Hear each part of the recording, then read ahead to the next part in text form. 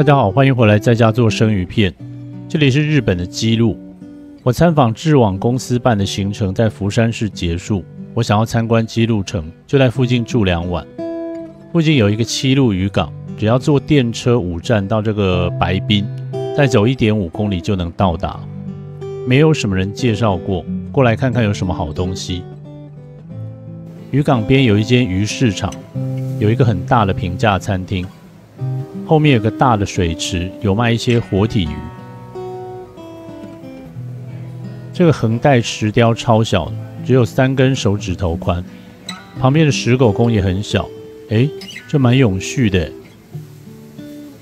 有梭子蟹，这个单价不便宜哦。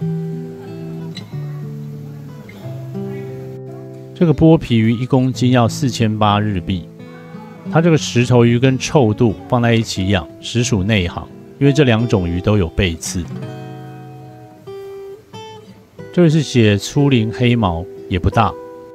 这个青鱼呢，1公斤要5300日币耶。它这个是捕捞野生青鱼，养肥之后再卖的，好像是这里的名产。里面的青鱼看起来都超肥，但价格很贵。另外一个鱼池写养殖鲷鱼，但里面看起来不像，都是蛮小的鱼。看起来像是鱼干很甜的那种剥皮鱼，上一次在富山定制网那边吃过。这个是养殖的比目鱼，旁边是现场处理鱼的地方，弄得很干净，都没有鱼腥味。这旁边有卖处理好的生鱼片。我第2次来日本逛了比较多的渔港，我就懂了。日本的生鱼片的基本款就是养殖的比目鱼、真鲷，还有青干。再加上鲑鱼，一样是4大天王。那其他的鱼种就不见得会评价了。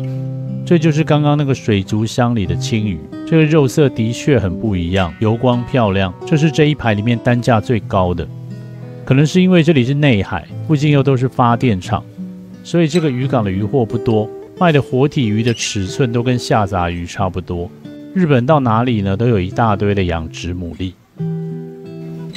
小超市没什么好逛的，唯一的亮点就是乌鱼子，应该都是野生的，卖相比较普通，但它这个一次只卖一半，对于我这种太太不想吃的人来说很方便。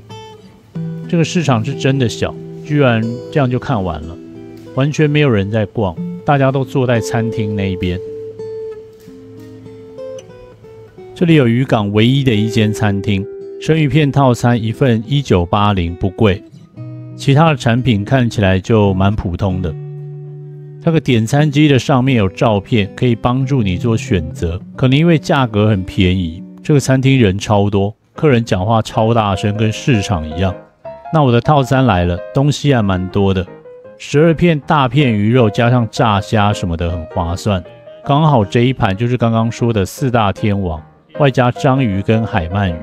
这种鱼就是台湾的红烧鳗鱼罐头那一种，有很多小刺，要切断这个鱼刺就要下刀下得很密集，切好烫熟呢，看起来就很像毛巾，吃起来也很像。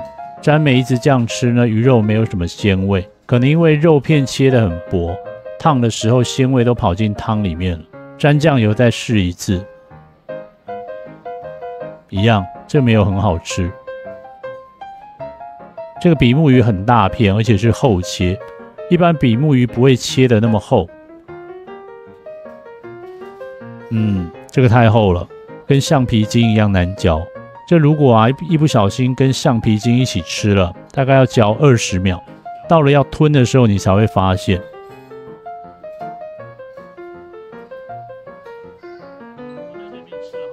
这章鱼比之前在日本其他地方吃的都硬。这就是一个简单的小卖部啦，品质就没有办法跟大餐厅来比。这个是青干，看起来就很软，肉偏酸，口感还行。这个鲷鱼散开来了，中间的筋也有化开，应该有熟成过。这个很软，有甜味，好吃。但腹膜有一点没有去除干净，这一节很硬，咬不断。这个炸虾还蛮粗的，就是炸虾的味道。它这个干煎的鱼很小，看起来像霸鸡辣，就是霸鸡辣的味道，口感也是。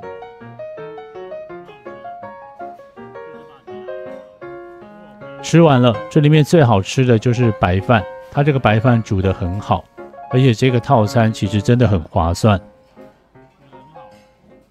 这个渔港就是蛮普通的地方，产品也很少，实在没有必要特别走20分钟过来。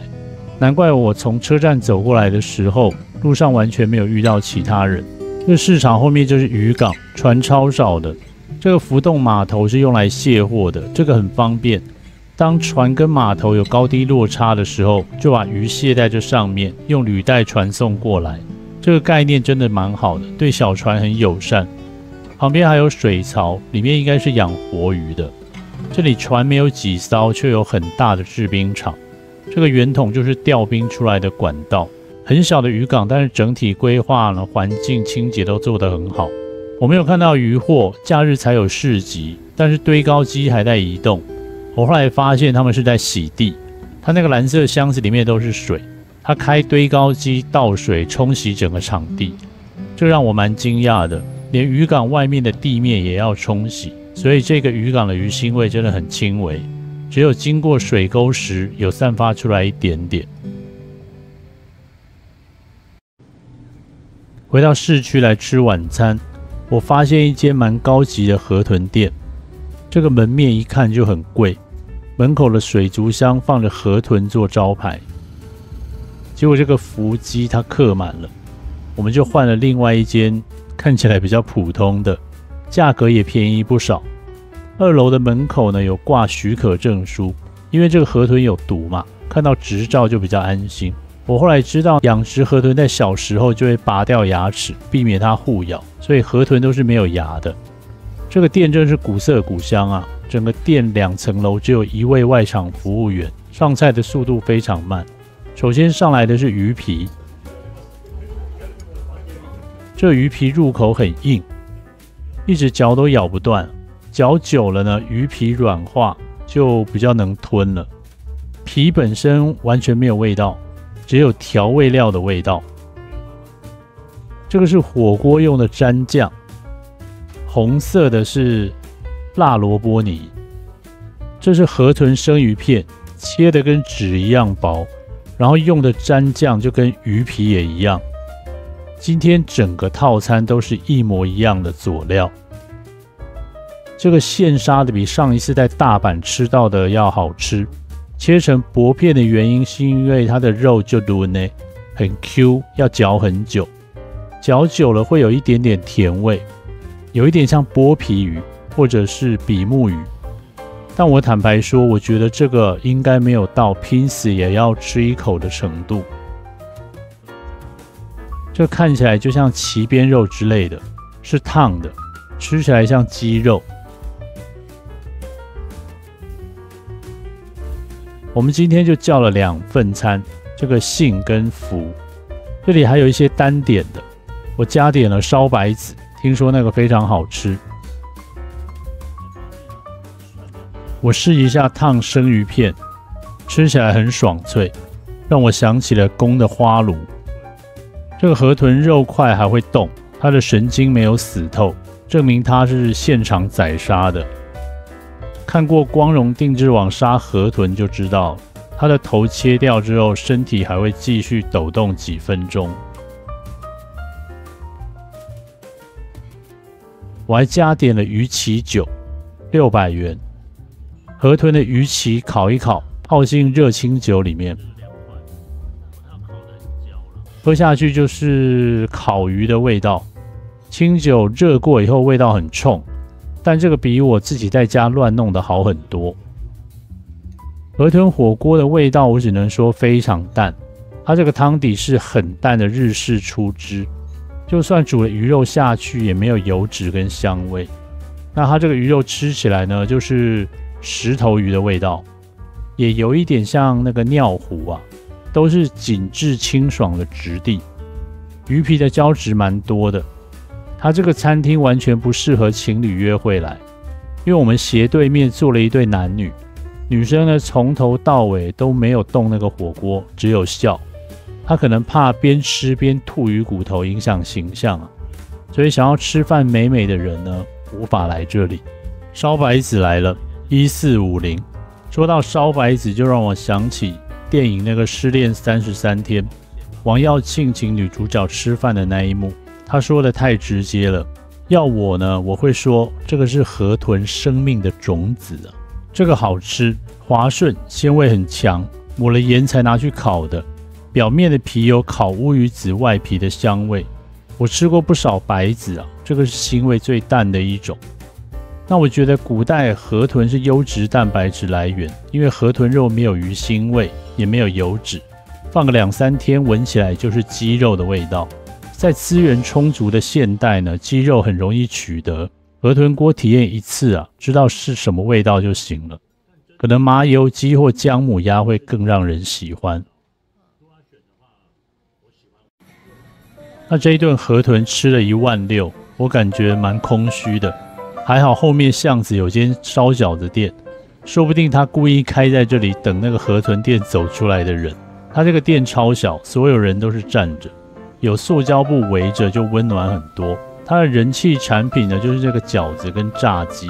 刚刚那个河豚原本最后会有煮稀饭，但是那个汤实在太淡了，我没有煮就走了。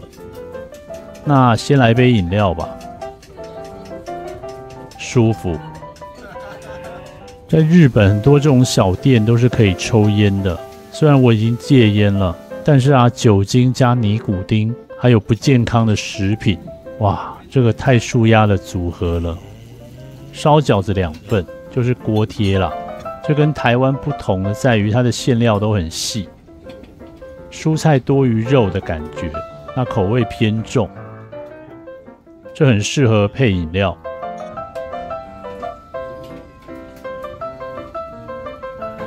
小小的店有3-4个工作人员。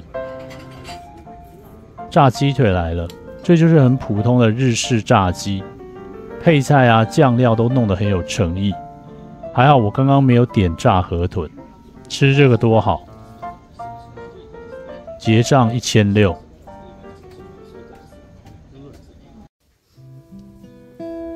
姬路城是世界的文化遗产，城堡的本体是完整的古迹。那这里有一首诗，里面有写兖州阿满，他指的应该就是曹贼吧。外面的花园也非常漂亮，我总共参观过大阪、松山还有姬路城。我觉得姬路呢是保存的最好的，城堡里面没有经过现代的改装，可以完整还原当时的使用情况。缺点是呢，空间很狭窄，楼梯、天花板都很低，绝对不要夏天来，会很热。那今天的影片就到这边，下次见，拜拜。